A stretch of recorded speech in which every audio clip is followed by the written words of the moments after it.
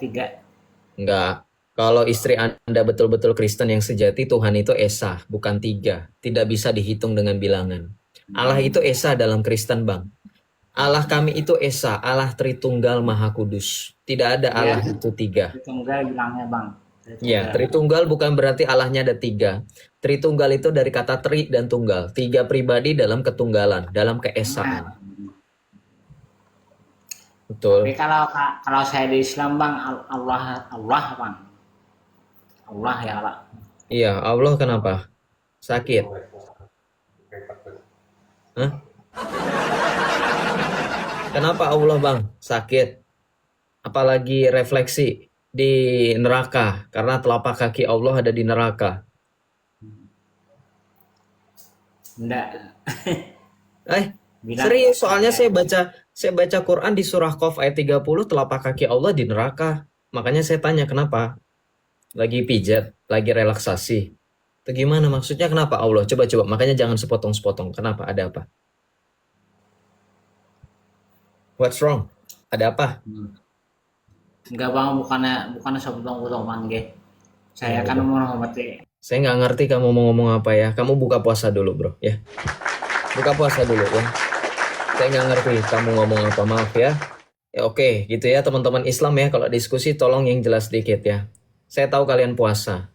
Kenapa kalian puasa itu kayaknya lemes banget? Minum dulu. Ini bagus ya. Tapi kayaknya agak rawan kena ini. Karena waktu itu tok-tok pernah ini. Apa ini? Ini aja. Atau yang tadi teman-teman. Atau ini. Yesusnya ini rajin nge-gym ini. Tuhan Yesusnya rajin nge-gym gitu. Bahaya Jo ya. Bagus ya, bagus. Mulutmu yang di neraka, Sep. Nggak bisa, mulutku nggak bisa di neraka. Mulutku ada di sini, nggak mungkin mulutku terpisah. Yang terpisah jelas-jelas telapak kaki Allah yang ada di neraka. Nggak ada dalilnya mulut Joseph di neraka. Kalau telapak kaki Allah di neraka ada tuh. Shalom, Aldi Pamungkas, selamat malam. Halo, selamat malam. Sip. Islam atau Kristen, bro? Islam. Bang Aldi boleh minta tolong buka kamera? Silakan Bang Aldi. Kayak Tante Lala istrinya. Silakan Bang Aldi. Halo. Sebentar. Oke. Saya tunggu ya. Nanti langsung buka kamera aja, oke? Makasih Om Tropi, salve Om Tropi, salve teman-teman semuanya. Ya, teman-teman bantu tap-tap layar ya. Terima kasih, Tuhan Yesus berkati. Ya, silakan Pak. Dibuka mic-nya.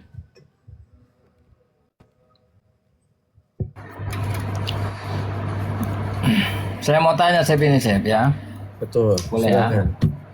Silakan. Yang kau tampilkan di layar belakang kamu itu tadi yang tergantung di tiang salib itu siapa itu? Siapa lagi kalau bukan juru selamat kita semua? Siapa lagi kalau bukan dia yang mengalahkan maut? Siapa lagi kalau bukan dia yang adalah al-awal al-akhir, an-nur, ar-rahman, ar-rahim, yang mempunyai nama di atas segala nama, Filipi 2 ayat 11, selain daripada Yesus Kristus. Siapa lagi kalau bukan dia? He is the only one. Tiada yang seperti dia. La ilaha illah huwal Yasu'al Masih. Tiada Tuhan selain daripada Yesus Kristus. Terus apa pertanyaannya? Saya sudah siap-siap buka Alkitab ya. Silakan.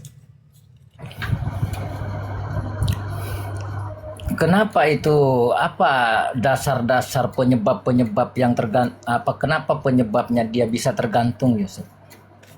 Oleh karena kesengsaraan dan upah dosa yang harusnya setiap manusia pikul, tetapi dipikul oleh Yesus Kristus. Yesaya 53 ayat 11. Kita mengira dirinya kena tulah dan dipukul oleh Allah. Tetapi sesungguhnya penyakit kitalah yang ditanggungnya. Ganjaran yang mendatangkan keselamatan. Yesaya 53. Nubuatan tentang Mesias yang menderita. Tuh. Akan tetapi dia ditikam karena pemberontakan kita. Dia diremukkan karena kejahatan kita. Hajaran yang mendatangkan damai sejahtera bagi kita ditimpakan kepadanya. Dan karena bilur-bilurnya kita disembuhkan. Itu Yesaya 53. Itu Pak. Jadi artinya karena Yesus yang tergantung di tiang salib penyebabnya karena penebusan dosa kalian semua gitu kira-kira. Betul, nubuatan, Itu maksudnya. nubuatan ya untuk keselamatan kita sesuai dengan proto evangelium di dalam Kejadian 3 ayat 15. Dan keturunan perempuan itu akan meremukkan kepalamu. Jadi yang diremukkan Yesus di atas kayu salib adalah iblis, yang adalah maut itu. Oleh sebab itu di Alkitab dikatakan musuh terakhir yang Yesus kalahkan adalah maut. Gitu. Karena upah dosa adalah maut, kita semua diselamatkan dari upah dosa yang adalah maut itu. Sehingga di dalam Yesus Kristus segala dosa pribadi dan dosa origin atau natur atau waris dosa itu dihilangkan. Begitu, hanya di dalam Kristus Yesus. Semua, Yohanes 3 ayat 16, karena begitu besar kasih Allah akan dunia. Jadi bukan hanya orang Kristen saja. Sebenarnya keselamatan Yesus juga untuk orang Hindu, orang Buddha, orang ateis, orang Islam, bahkan orang-orang yang tidak mengenal Tuhan sama sekali. Bukan karena mereka ateis ya, tapi karena memang tidak ada pengetahuan. Keselamatan itu Tuhan berikan untuk semua tanpa terkecuali. Tapi keselamatan itu harus direspon. Dengan apa? Markus 16 ayat 16. Barang siapa percaya dan dibaptis, ia diselamatkan.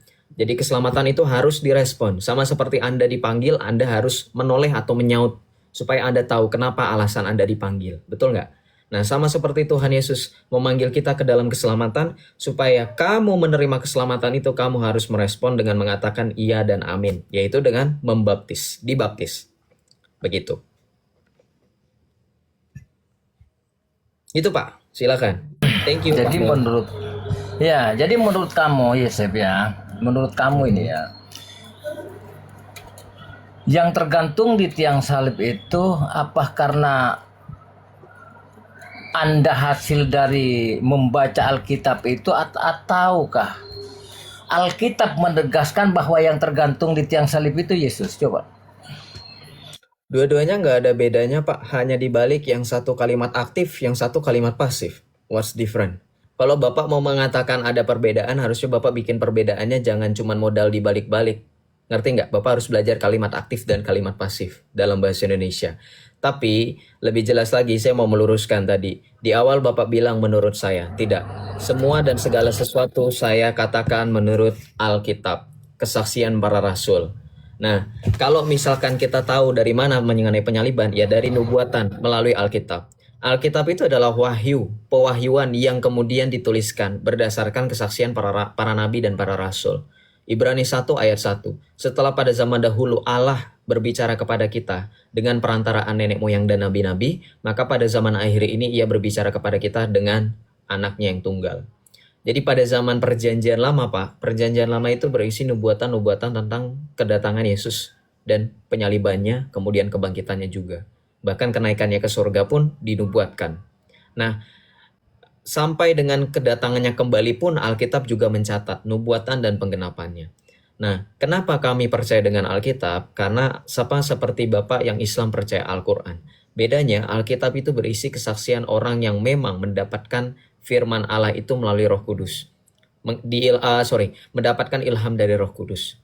Jadi bukan Allah sendiri yang menurunkan kitab suci, tetapi melalui Roh Kudus Allah berbicara. Nah, di dalam perjanjian lama para nabi seperti itu, kemudian dalam perjanjian baru firman Allah itu datang menjelma menjadi manusia, dialah Yesus Kristus. Makanya ketika perjanjian baru dituliskan oleh para murid-murid dan Rasul Yesus Kristus itu sendiri, Injil-Injil seperti Matius, Markus, Lukas, dan Injil Yohanes, kemudian juga surat-surat para rasul lainnya, itu dituliskan atas kesaksian mereka tentang firman yang hidup. Gitu. Jadi kenapa saya pakai ini? Karena memang ini kesaksian orang-orang yang memang punya kredibilitas. Bisa dipertanggungjawabkan Alkitab yang mereka tuliskan. Begitu.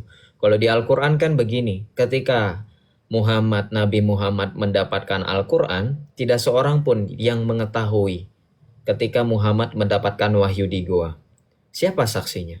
Sementara di dalam Alkitab, saksi penulisan dari Injil, kemudian dari kitab-kitab yang ada dalam perjanjian lama itu ada. Dan mereka dapat disangsikan kesaksian mereka. Ya, sorry, tidak dapat disangsikan. Artinya mereka nggak bisa dibantah kesaksiannya. Kalau di Al-Quran kan nggak bisa, Pak. Al-Quran bisa dibantah dengan segala hal. Salah satunya adalah bukti ketika Muhammad mendapatkan wahyu di Gua Hiro. Siapa saksinya, Pak? Harus ada saksi. Sebentar, sebentar Sep. Jangan ke situ dulu. Oh, dan Karena ke situ pertanyaan dulu. saya ini yang Oke. sebenarnya nggak ada jawaban ya Sep ya. Ada jawaban. Tadi ada Saya ayat-ayatnya. tanya. Kalau misalkan nggak ada jawaban, teliti, saya Pak. diem, Pak. Kalau nggak ada jawaban, saya diem. Jadi batu hajar aswad, Bapak cium aja, nanti saya tiba-tiba gelap. Karena isap dosa Bapak. Saya dari tadi jawab, Pak. Kecuali kalau saya diam, itu baru Bapak bilang nggak ada jawaban. Masalahnya saya jawab. Permasalahannya bukan nggak ada jawaban. Bapak terima nggak dengan jawaban saya? Saya nggak menjadi masalah kalau Bapak nggak terima. Kalau Bapak nggak terima dengan jawaban saya, Bapak bantah pakai ayat yang lain atau pakai fakta atau pakai data yang lain. Silakan. Sebentar ya Sep. Jangan beleng-beleng dulu. Jangan Ya, beleng-beleng. saya nggak beleng-beleng. Kalau Jangan. saya beleng-beleng, Bapak buka surah Abasa. Di situ yang bermuka masam dan beleng-beleng siapa? Joseph atau Muhammad? Ya, jangan berpolemik, Pak. Begini, Pak. Kita diskusi santai. Bapak puasa nggak? Bapak jangan mengurangi dosa Bapak hanya karena Bapak mau degil. Kalau Bapak mau membantah omongan saya, jawaban saya nggak jadi masalah. Saya bukan diktator seperti Muhammad. Yang kalau Bapak nggak setuju dengan perkataan Muhammad, hukumannya dipenggal loh, Pak. Saya nggak seperti itu, tenang saja. Tapi saya mau kita diskusi fair. Oh iya, nanti saya tampilkan hukumannya kalau Bapak nggak percaya. Zaman Nabi, zaman para sahabat, Bapak menghina, Bapak nggak setuju, Bapak nggak menerapkan hukum Nabi, hukum syariat Islam, Bapak hukumannya begini. Tapi kalau sama Oten, Pak nggak kayak gitu. Contohnya saya. Makanya saya bilang begini. Saya nggak jadi persoalan kalau Bapak atau Islam-Islam lain nggak sepakat dengan saya. Asalkan kalian bisa membandingkan data yang saya punya dengan data yang kalian punya. Sekarang kalau Bapak nggak suka dengan jawaban saya dari tadi pakai Alkitab, Bapak ada nggak bantahannya? Silakan. Kalau memang ada, silakan diajukan. Coba teliti pertanyaan saya lagi Sep ya Sep. Biar nyambung dengan jawaban nanti ya.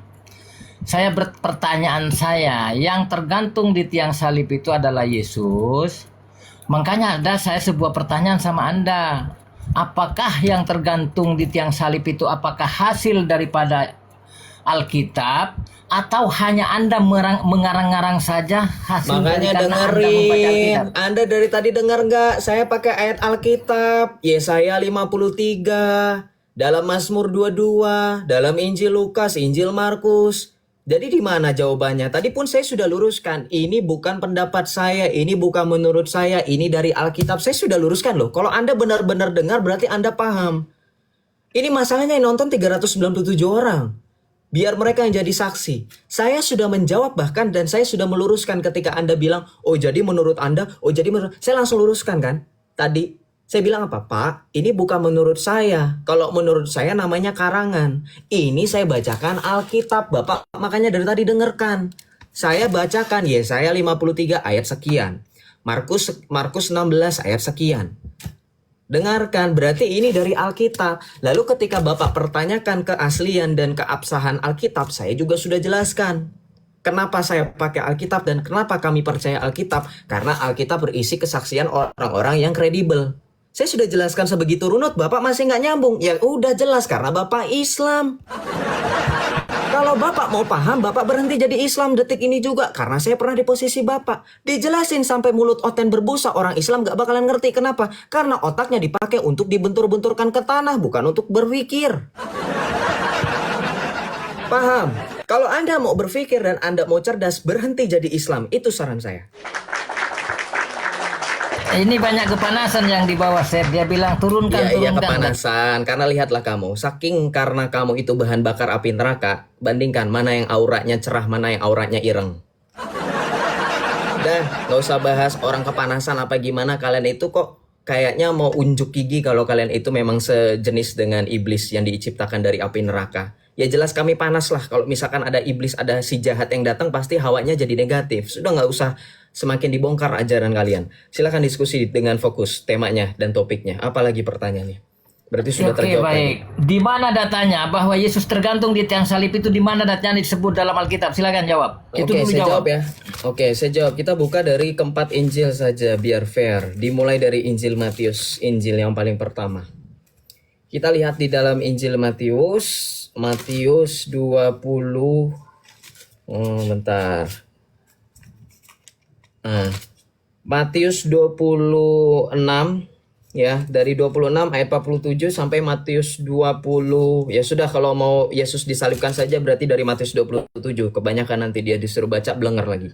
Matius 27 ayat yang keempat, Matius 27 ayat 32 sampai 44. Yesus disalibkan perikopnya. Ya. Di situ dikatakan bahwa di ayat yang ke-33 dikatakan mereka sampai di satu tempat yang bernama Golgota, artinya tempat tengkorak. Lalu disitulah Yesus disalibkan. Di atas kepalanya, di ayat 37, di atas kepalanya mereka memasang tulisan yang menyebut alasan mengapa ia dihukum. Inilah Yesus, Raja orang Yahudi. Ya, berarti di situ jelas Yesus disalibkan dengan ada tulisan di atasnya, Yesus, Raja Yahudi. Kemudian itu Injil Matius, Markus 15 ayat 16 sampai 20 kita baca. Markus 15 ya, Yesus disalibkan. Markus 15 ayat 20 sampai dengan 32. Perikopnya Yesus disalibkan. Markus 15 ayat 25 sampai dengan 26. Waktu itu jam 9 pagi ketika mereka menyalibkan Yesus. Alasan mengapa Yesus dihukum disebut pada tulisan yang terpasang di situ.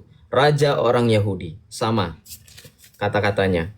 Kemudian dalam Injil Lukas kita baca. Dalam Lukas yang nomor... Ini Injil ya, Anda bertanya Injil. Jadi saya bacakan keempat-empatnya. Injil Matius, Markus, Lukas, Injil Sinoptik, dan Injil Yohanes. Kita baca di dalam Lukas 23 ayat 33 sampai dengan 43. Tapi di dalam Lukas 23 ayat yang ke 33 sampai 34 kita baca. Lukas 23, 33, 34. Ketika mereka sampai di tempat yang bernama Tengkorak, mereka menyalibkan Yesus di situ. Dan juga kedua orang penjahat itu yang seorang di sebelah kanan dan yang lain di sebelah kirinya. Yesus disalibkan di situ, berarti tertulis. Ya, kemudian di dalam Injil Yohanes kita baca. Nih, udah 3 Injil menyatakan Yesus disalibkan. Saya ambil jalan singkat saja ya, supaya kamu tahu. Keempat-empatnya mencatat Yesus disalibkan. Yohanes 19 ayat 16 sampai dengan ayat 19. Ya, Yohanes 19 ayat 16 sampai 19. Mereka mengambil Yesus. Sambil memikul salibnya, Yesus pergi keluar tempat yang bernama tempat tengkorak yang dalam bahasa Ibrani disebut sebagai Golgota. Di situ mereka menyalibkan Yesus bersama dengan ia disalibkan juga 2 orang yang lain. Sebelah menyebelah sedangkan Yesus di tengah-tengah. Tuh sama narasinya. Pilatus menyuruh memasang juga tulisan di atas kayu salib itu bunyinya, Yesus orang Nazaret, Raja orang Yahudi. Clear. 4 Injil menyatakan Yesus disalib. Masih kurang?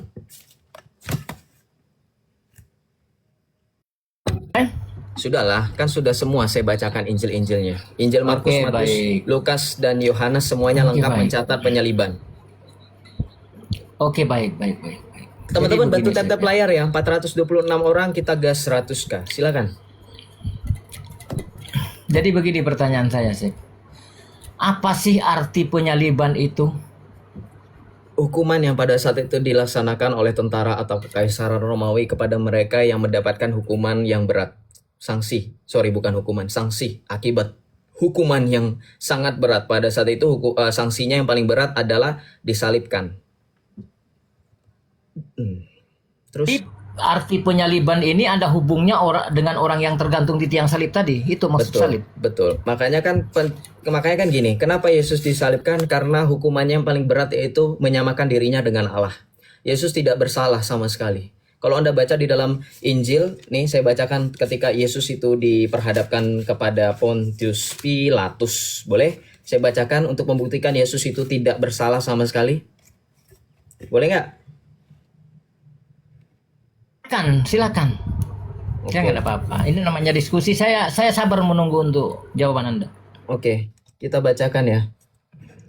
Yesus dikatakan tidak bersalah sama sekali ya. Kita baca.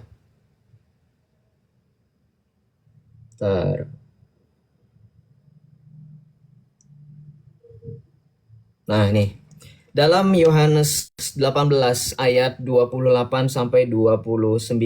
Sesudah itu mereka membawa Yesus dari Kayafas ke istana gubernur. Waktu itu dini hari mereka sendiri tidak masuk ke istana itu supaya jangan menajiskan diri. Sebab mereka hendak makan Paskah. Sebab itu Pilatus keluar mendapatkan mereka dan berkata, "Apakah tuduhan kamu terhadap orang ini?" Jawab mereka kepadanya, "Jikalau ia bukan seorang penjahat, kami tidak menyerahkannya kepadamu." Kata Pilatus kepada mereka, "Ambillah dia dan hakimilah dia menurut hukumanmu sendiri." Kata orang-orang Yahudi itu, "Kami tidak diperbolehkan menghukum mati seseorang." Oke, di sini dikatakan Yesus itu ditangkap dan dituduh berbuat kejahatan. Tapi kita lihat, apakah Pontius Pilatus mengenal kesalahan Yesus? Kita lihat.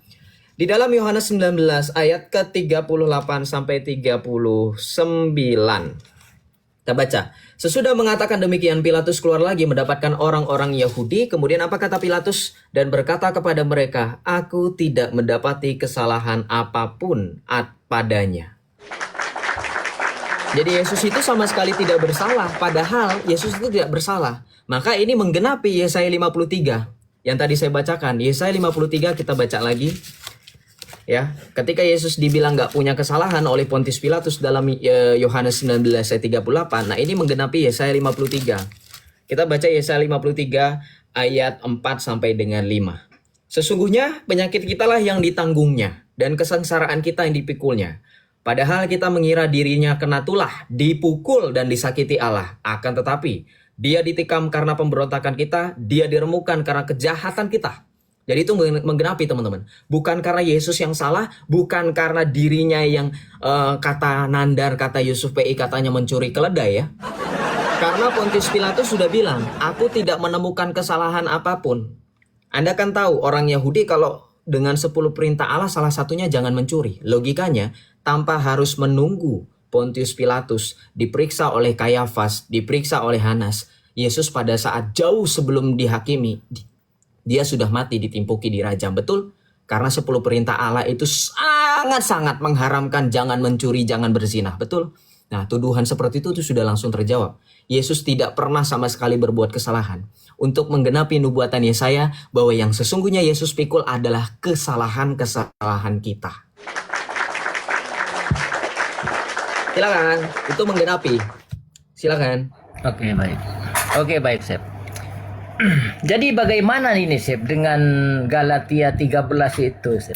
Galatia apa hubungannya 13. dengan penyaliban ini dengan Galatia 13. Galatia 13 itu apa hubungannya? Galatia 13. Galatia 13. Coba saya tanya sama teman-teman, Galatia sampai berapa?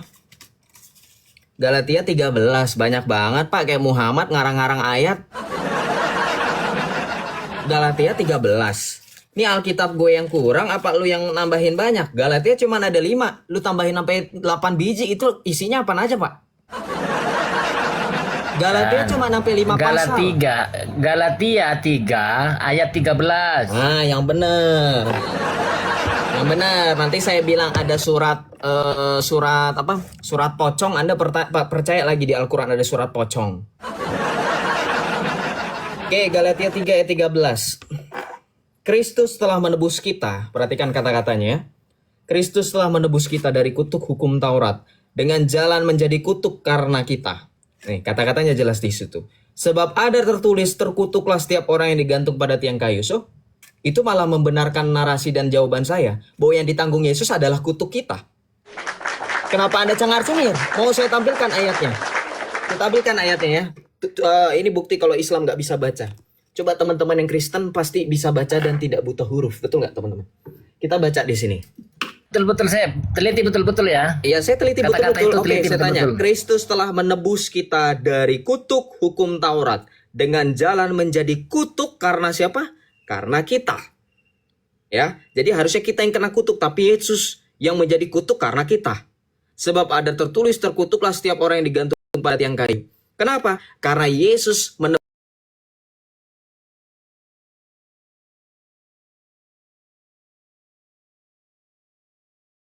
seperti kutuk yang dirasakan oleh Muhammad karena makan kaki kambing. Karena ketika pun Muhammad mendapat kutuk itu, Muhammad tidak berdaya. Makanya Muhammad sampai sekarang tidak bangkit, malah membusuk di padang pasir yang tandus. Begitu. Jadi apa permasalahannya mau ditambah ini bilang Yesus kena kutuk ya? Iya kan yang Masalahnya ditambah begini, kutuk Sep. kita. Masalahnya begini, Sep. Sebentar. Menurut ayat itu, Sep, menurut saya Enggak, jangan Yesus menurut ini- saya. Jangan menurut saya. Ini Alkitab saya, ini iman saya. Jangan menurut saya, siapa kamu? Jangan menurut saya, Pak. iya, bukan menurut Alkitab itu, Sep. Yesus itu menebus dosa kutuk. Menebus Bukan kutuk, Yesus bukan yang menebus terkutuk. dosa kutuk. Menurut- Salah. Bukan menembus dosa kutuk, menebus kutuk dosa, yaitu maut. Iya, menebus kutuk itu Yesus, bukan Betul. Yesus yang terkutuk. Kalau Terus? menurut Alkitab itu. Salah, Yesus justru menjadi terkutuk karena dia menanggung kutuk itu. Terus? Jadi menurut saya, menurut Alkitab, yang tergantung di tiang salib itu orang yang terkutuk. Iya, nggak jadi Maka masalah. datanglah Yesus menebus kutuk itu. Salah, dari mana ayatnya? Itu yang tadi kau katakan Nggak tadi. ada, Ayat nggak itu ada mengatakan ayatnya Yesus datang untuk menebus kutuk orang disalib, nggak ada. Yesus itu datang menebus kutuk hukum Taurat. Baca nggak di situ? Apa sih tahu hukum Taurat itu? Ya upah dosa adalah maut, pelanggaran Adam. Karena Adam sendiri tidak mampu menyelamatkan. Coba baca Bapak Roma 5, kita buka ya. Kita baca dalam surat Rasul Paulus kepada jemaat di Roma, teman-teman. Kita baca di dalam Roma 5 ayat yang ke-12 nih. Ayat 12. Iya, ayat 12 nih. Saya tampilkan ayatnya, Pak. Teman-teman bantu tap-tap layar ya supaya akun saya nggak gampang kena rukat, boleh 100k pasti gampang lah, teman-teman. Dikit lagi 100k. Oke, kita lanjut nih. Roma 5 ayat yang ke-12. Sebab itu sama seperti dosa telah masuk ke dalam dunia melalui satu orang, ya. Dan melalui dosa itu juga maut. Demikianlah maut itu telah menjalar kepada semua orang karena semua orang telah berbuat dosa. Sebab sebelum hukum Taurat ada, dosa telah ada di dunia. Nih, kenapa? Ya karena upah dosa adalah maut. Gitu loh. Nah, makanya di sini dikatakan apa? Jadi sama seperti melalui satu pelanggaran semua orang beroleh penghukuman, demikian pula melalui satu perbuatan kebenaran semua orang beroleh pembenaran untuk hidup. Nah ini, hukum Taurat masuk dan akibatnya pelanggaran menjadi semakin banyak. Nah ini Pak. Namun di mana dosa bertambah banyak, di sana anugerah menjadi berlimpah-limpah, supaya sama seperti dosa berkuasa dalam alam maut, demikian anugerah akan berkuasa melalui pembenaran untuk hidup yang kekal oleh Yesus Kristus Tuhan kita. Tuh ayatnya. Saya boleh tanya balik gak Oke, Pak? Sep. Pak, saya boleh tanya sepakat balik tentang gak? hal itu, Sep. Pak, saya boleh tanya balik gak Pak? Soalnya Tapi yang di bawah- bermasalah, sebentar, Sep, Pak, sebentar. Pak, Yang dari tadi bermasalah kan Bapak yang saya nanya, tidak Pak, sepakat itu, Pak, Sep. Ya kalau Bapak nggak sepakat gak jadi masalah saya, tapi boleh bertanya balik dulu nggak Pak? Biar seru diskusinya Pak. Biar nggak satu arah aja Pak. Diskusi kan dua arah. Bapak bertanya saya jawab, saya juga boleh bertanya kan? Namanya diskusi, tanya jawab. Bapak bertanya saya jawab, Boleh. saya bertanya Bapak jawab, boleh? Boleh? Boleh. Oke, saya mau bertanya gini Pak. Pertanyaannya kurang lebih sama. Saya tanya, dalam Islam, Bapak, ketika dalam Islam itu kan nggak dikenal dengan adanya dosa waris, betul nggak? Ya teman-teman yang Islam sepakat yang nonton? Dalam Islam tidak dikenal dosa waris. Terus kenapa orang Islam ada di dunia? Apa alasannya kalian ada di dunia? Kalau di kami Pak, kami ada di dunia karena Tuhan Allah yang menciptakan pertama kali kami di Taman Eden. Taman Eden bukan surga. Tapi kalau di Islam kan manusia diciptakan pertama kali di surga, betul nggak teman-teman? Nah di surga ini Allah ciptakan kalian, Allah kalian ciptakan kalian, lalu kalian diusir. Karena apa? Karena makan buah kuldi, betul? Nah ketika kalian diusir, harusnya yang diusir hanya Adam dan istrinya, bukan kalian, karena kalian tidak menanggung dosa, betul nggak? Kalian tidak menanggung dosa karena katanya setiap bayi dilahirkan dalam keadaan fitrah atau suci. Maka harusnya manusia yang suci tempatnya di mana? Kalau begitu logikanya sederhana. Di mana? Di surga. Nah pertanyaannya, terus. kenapa kalian bisa ada di bumi kalau tidak mengenal dosa waris atau dosa asal? Silakan. Ini diskusinya kau ingin dilarikan ke pemahaman orang lain atau ke Ya untuk kan saya udah sendiri? bilang Bapak Islam, saya harus bertanya kepada Bapak seperti Bapak juga bertanya kepada saya supaya fair, namanya juga diskusi.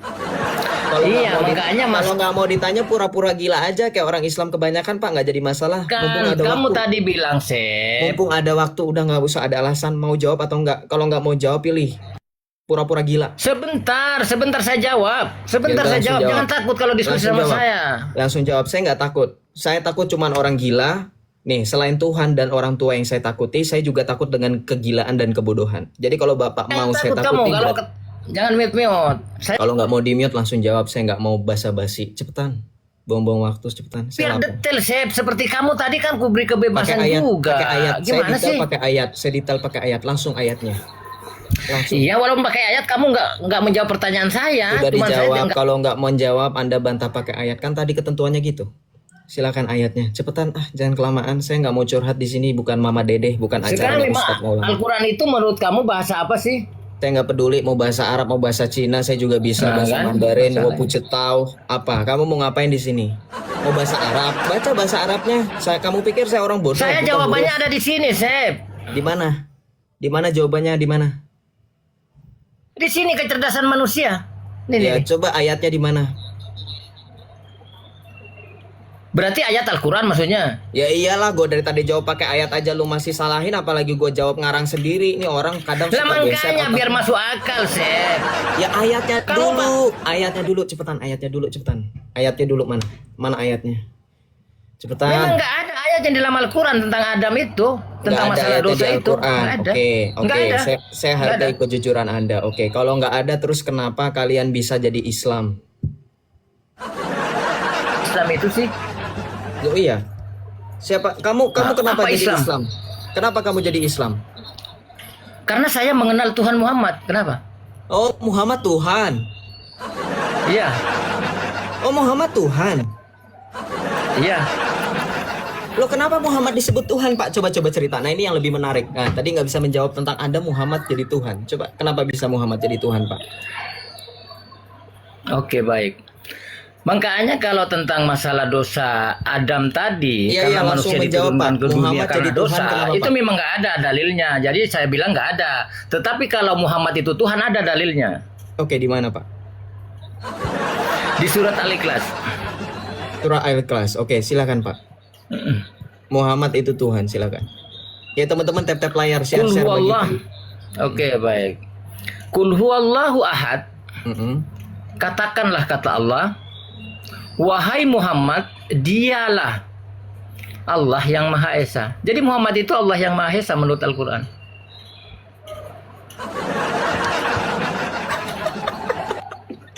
Terus Kenapa? Muhammad sama Allah itu satu atau tidak? Iya satu, memang dia satu, menjadi satu. Menjadi satu. Makanya itu di situ Muhammad, dikatakan keesaan. apakah Muhammad itu dengan Allah beda pribadi atau satu pribadi? Satu pribadi. Satu pribadi. Wah, oneness versi Islam ini.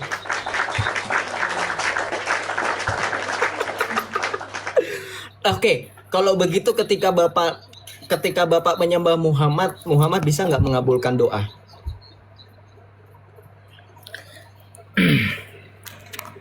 Coba Kenapa? Bapak buka, coba sekarang Bapak buka surah Al-Ahqaf, kan Bapak itu buka HP tuh ada ayat Al-Qur'an. Bapak buka Al-Ahqaf ayat 9. Kalau Muhammad itu Tuhan. Silakan. Saya nggak jadi masalah mau Islam menganggap Muhammad Tuhan. Muhammad. Enggak. Hah? Itu sudah jelas suratan Al-Ikhlas tadi. Iya, tapi bahwa Bapak, Muhammad saya itu surat- saya minta tolong Bapak buka surah Al-Ahqaf. Al-Ahqaf surah ke-46. Surah ke-46 ayat 9. Kita buktikan di situ Muhammad Tuhan atau bukan. Ya, teman-teman ya. Kita buktikan. Gak apa-apa. Saya sebenarnya nggak jadi persoalan, itu urusan Islam. Mau percaya Muhammad Tuhan kayak Sebentar. Muhammad itu babu kayak. Sebentar, saya saya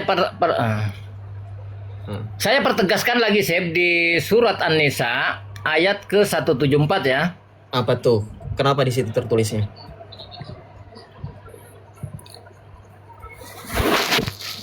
Nah, ini bisa tampil ayat. Mm-mm. Di sini menegaskan lagi, ayat ini menegaskan kepada umat manusia ya. Mm-mm. Wahai manusia, sesungguhnya telah sampai kepadamu bukti kebenaran Nabi Muhammad dengan mukjizat dengan mukjizatnya dari Tuhanmu lah, dan telah kamu turunkan kepadamu cahaya yang terang menderang serta Al-Qur'an. Jadi di sini ayat ini menegaskan bahwa Muhammad ini adalah membawa cahaya terang. Oke, Ya. Muhammad Dan membawa juga cahaya dan terang. Muhammad itu juga Al-Qur'an itu sendiri menurut Muhammad itu ayat Al-Quran ini. itu sendiri. Menurut ayat itu. Oke, Ini. sekarang kalau Surat Bapak An-Nisa saya ayat 174. Iya, oke. Kalau seperti itu berarti Muhammad tahu jalan nggak, Pak? Tahu dengan keadaan orang Islam secara keseluruhan atau bagaimana, Pak? Bagaimana, Sep? Bagaimana? Ya, kalau Muhammad Bagaimana? itu Tuhan, ya kalau Muhammad itu Tuhan, Tuhan Maha tahu nggak, Pak? Ya tentulah Tuhan itu Maha tahu. Oke, kalau begitu Bapak buka surah ke-46 dalam Al-Quran. Ayat berapa? Surah ke-46 ayat 9, Al-Ahqaf ayat 9. Ada suara anak kecil. Coba Bapak buka dulu. Bapak, ya sebentar ya Pak. Ada suara anak kecil. Coba saya mute dulu. Terus nanti Bapak langsung tampil wajah depan aja Pak kalau open cam. Jangan belakang. Soalnya tadi saya lihat ada PI Saau. Tuh, takut nanti ke trigger. Oke, sembari nunggu Bapaknya buka ayatnya dan buka. Al-Ahqaf, surat Al-Ahqaf ayat berapa? Ayat 9. Silakan Pak buka kameranya juga. Teman-teman bantu tap-tap layar ya. Yang belum share teman-teman bantu share ya. Di pojok layar kanan bawah teman-teman semuanya ada tanda panah, teman-teman bagikan ulang atau repost ya. Posting ulang maksudnya. Ya, silakan Pak, dibuka kameranya. Bantu supaya banyak Islam yang kemudian tersadarkan ya.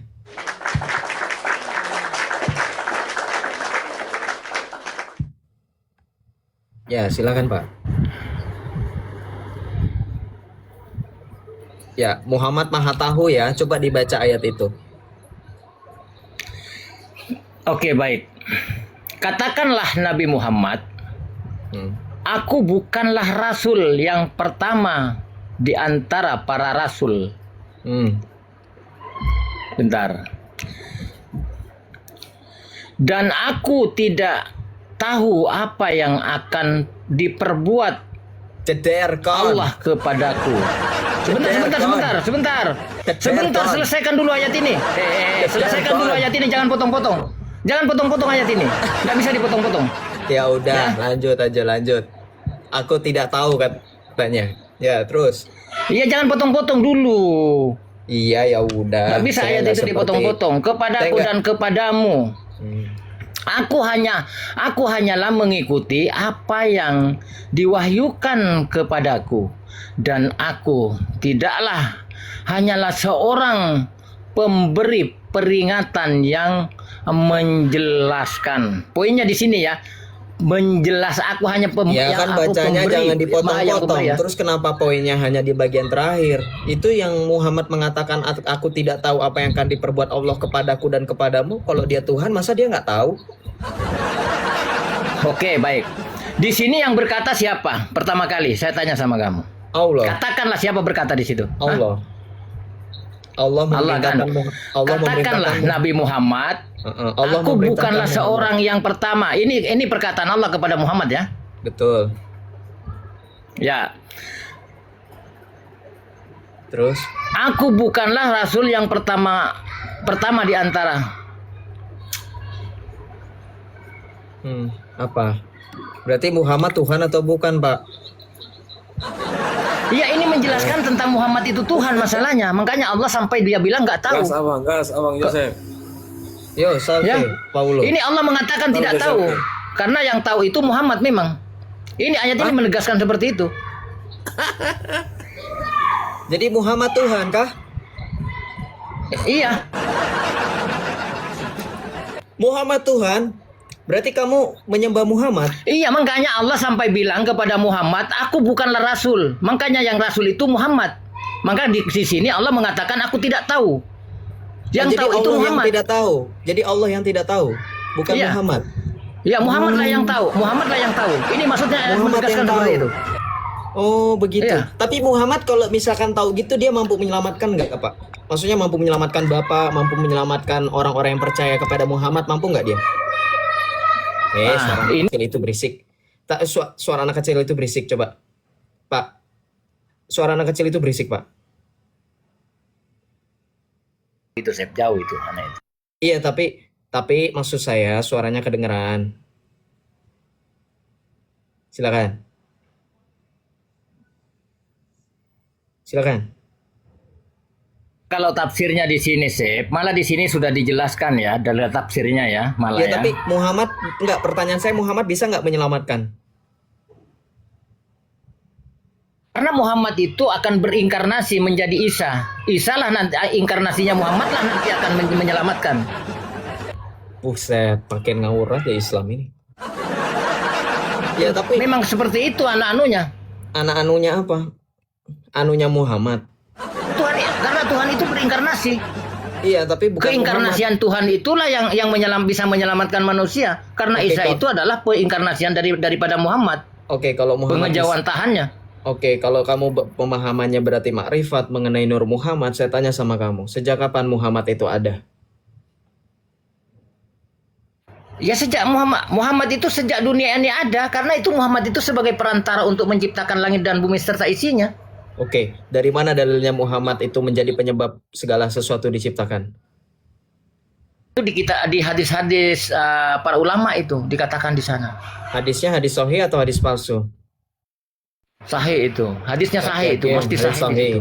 Kamu lagi berhadapan sama Memang orang yang sahih di sudah... situ hadisnya. Saya cuma ndak memakai hadis lagi. Kalau Oke. kalau saya Salah, ingin mencari hadisnya hadis palsu. dari hadis itu gampang saja. Hadisnya hadis palsu. Nggak nih, saya pernah, tampilkan. nggak ada kata palsu di situ, nggak ada. Nih, hadis palsu. Dunia diciptakan karena Nabi Muhammad. Nah, ini kita baca di sini. Ya, Itu hadis-hadisnya. orang yang mengubah hadis itu. Kalau memang dia dikatakan palsu, berarti orang yang menghina Islam itu. Itu aja. Oh, berarti orang yang menghina Islamnya termasuk Ustadz Dr. Ali Musri Semzian Putra. Iya, siapa saja yang merubah ayat apa hadis itu berarti orang yang menghina Nabi Muhammad, itu aja. Oh, begitu. Terus silakan lanjutkan. Berarti Muhammad ini penyebab kita diciptakan begitu. Kalau begitu berarti Muhammad itu setara dengan Allah atau lebih rendah daripada Allah? Memang setara, memang Allah itu sendiri karena dia itu Oke, keesaannya. berarti Muhammad itu Allah itu sendiri. Bapak buka kamera lagi, Pak. Silakan. Saya juga buka kamera nih, soalnya. Teman-teman bantu tap layar supaya akun saya ini kuat. Biasanya Islam pada nggak suka dengar ini. Silakan buka kamera. Saya mau tanya kalau memang Muhammad itu Allah. Satu pertanyaan simpel saja. Silakan, Pak.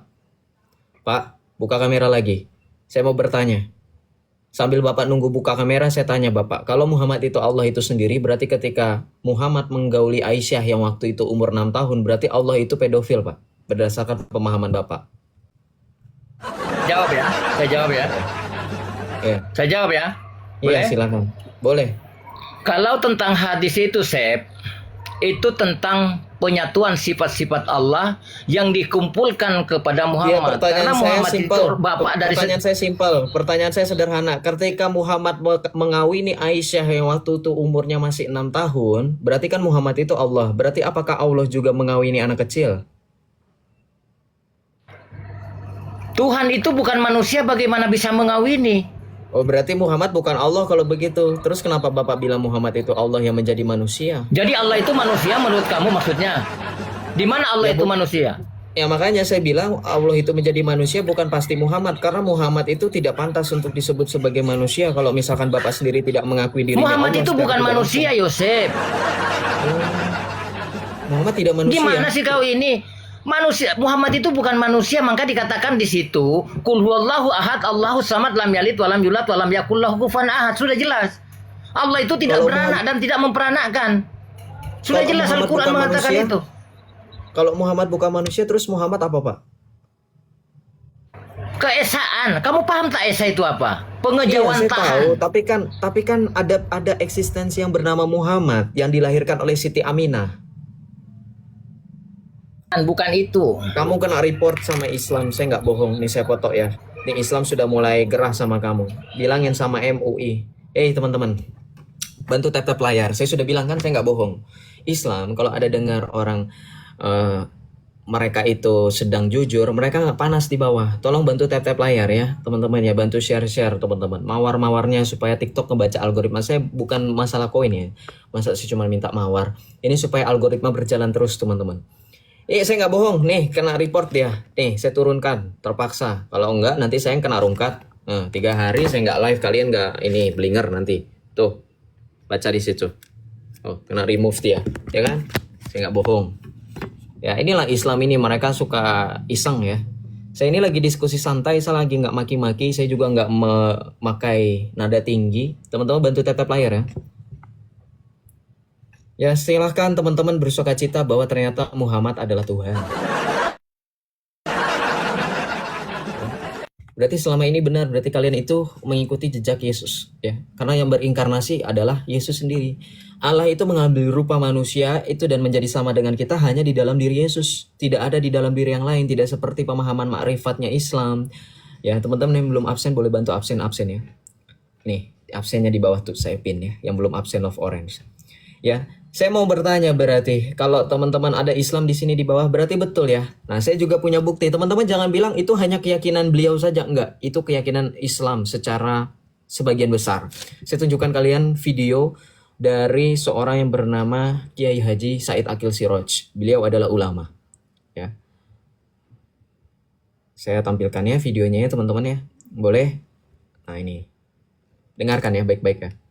Pertama ada di bumi itu adalah Nabi Adam. Betul begitu Kiai? Kurang benar. Tadi saya jelaskan.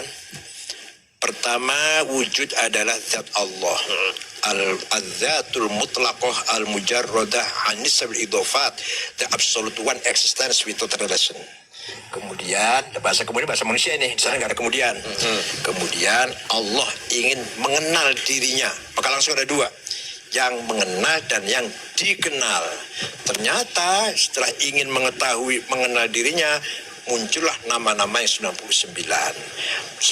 itulah, maka pasti ada relasi, ada hubungan. Contoh namanya Al-Khaliq, yang menciptakan, yang diciptakannya mana ya. Pasti ada.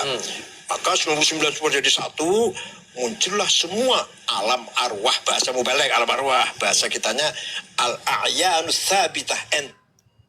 Nah ini dengerin ya, mulai dari sekarang. Nih dengerin teman-teman, perhatikan, simak baik-baik.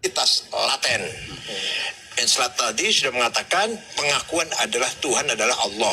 Bukankah aku Tuhanmu?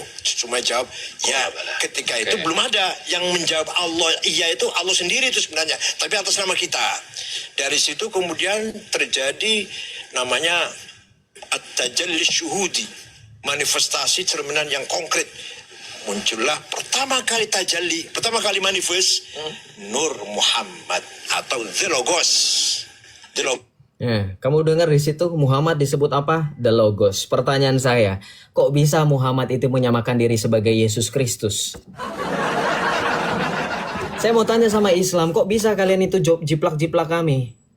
Kok sama seperti dalam Yohanes 1 ayat 1, NRK en hologos kai hologos en prostonteon, pada mulanya adalah firman-firman itu bersama-sama dengan Allah. Kok bisa Muhammad jadi firman Allah? Kok bisa pula kalian menyembah Muhammad? Kenapa bisa seperti itu teman-teman?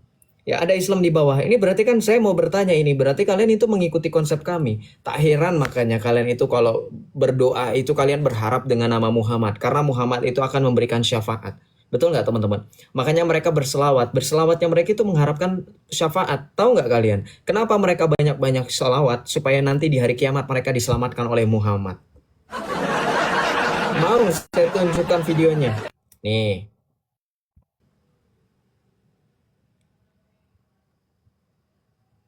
Kita tampilkan ya. Dengerin ya. Ini Adi Hidayat. Nih, dengerin. Allahumma ufir ummat Muhammad sallallahu alaihi wasallam. Aduh, ada lagu-lagu inilah. Nih. Masuk surga karena doa orang soleh. Masuk surga karena syafaat Nabi Muhammad sallallahu alaihi wasallam. Nah, masuk surga karena syafaat Muhammad. Masuk surga karena syafaat Al-Quran. Masuk surga karena syafaat orang beriman.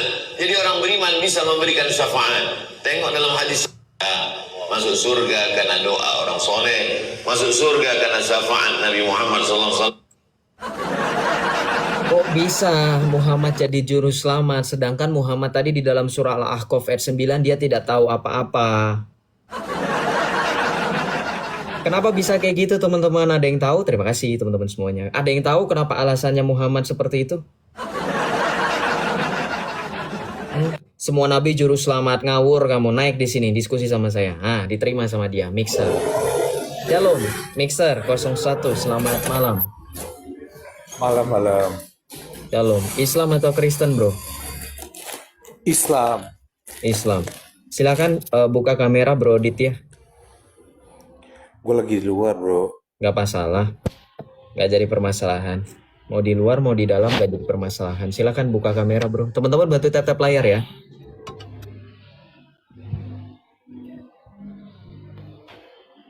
Gak usah buka kamera. Kenapa nggak mau buka kamera? Alasannya apa? Tenang aja, bro. Gue gak suka menghujat. Jadi Bukan masalah suka menghujat atau enggak. Buka kamera itu bukti kalau kamu itu gentle. Kalau kamu itu bukan membuktikan soal gentle, itu masalah privasi dong. nggak ada masalah privasi dong ketika kamu sudah di Orang sosial punya media. privasi emang gak boleh. Apakah wajah kamu termasuk privasi? Memangnya kamu itu siapa? Wajah kamu diprivasikan. Satu-satunya manusia yang tidak dapat teridentifikasi wajahnya hanya Muhammad. Emang privasi nggak boleh sama orang. Coba jelaskan dan definisikan privacy itu apa? Apa yang dimaksud dengan privacy? Boleh Kenapa gak? Enggak, saya Boleh tanya nggak? dulu. Kamu bawa sesuatu yang kamu Enggak, lu naikin gue mau nanya apa? Nggak usah berbelit-belit. ya kan yang berbelit-belit kamu nggak mau buka kamera, tapi nggak apa-apa lah. Mungkin Ya kamu terus malu. kalau gua nggak mau buka kamera, kenapa? Ya udah. Ya berarti turutin malu. aja. Udah gitu aja, udah diem aja. Apa Aldi aja Gak tadi usah buka malu, kamera. nggak perlu malu gua. Masalah Wajah gini gua bro, juga nggak jelek kok masalah kalau gini gua bro, buka. satu-satunya eksistensi di muka bumi ini yang tidak nampak wajahnya hanya Muhammad. Jadi kamu jawab saya, kamu Muhammad Ya atau terus manusia? masalahnya apa? Kamu Masalahnya Muhammad apa atau buat manusia? lu? Jawab dulu. Kamu Muhammad atau Masalahnya manusia? buat lu apa? Saya nggak masalah. Masalahnya buat lu apa? Saya nggak masalah jawab. Kamu Muhammad atau manusia? Iya, masalahnya buat lu apa? Saya Kalau mau misalkan memastikan tidak kamu ditampilkan Muhammad atau wajahnya. manusia. Iya, lu jangan samain sama ajaran, lu semuanya harus nampak. Tuhan harus nampak semua. Iya nggak perlu lah kamu sandingkan dengan ajaran saya. Jangan Memang sesuatu di-mute, itu. jangan di-mute. Kalau nggak mau di mute jawab. Kamu Muhammad atau manusia? Lu naikin gua berarti lu harus kuat. Ya kalau kuat berarti kamu harus secara akademis, Kuat bukan gak? secara Kuat gak? congor. Bukan secara congor, makanya malu kan gak mau buka kamera karena otak kamu aja nggak ada. Kamu mau dinaikkan cuma mau congor, berarti ketahuan lu nggak gentle. Pakailah otak kamu. Kalau kamu gentle, bukan congor yang digedein, isi kepala kamu tuang di sini sebanyak-banyaknya. Buktikan ke orang lain kalau kamu itu cerdas, bukan longor.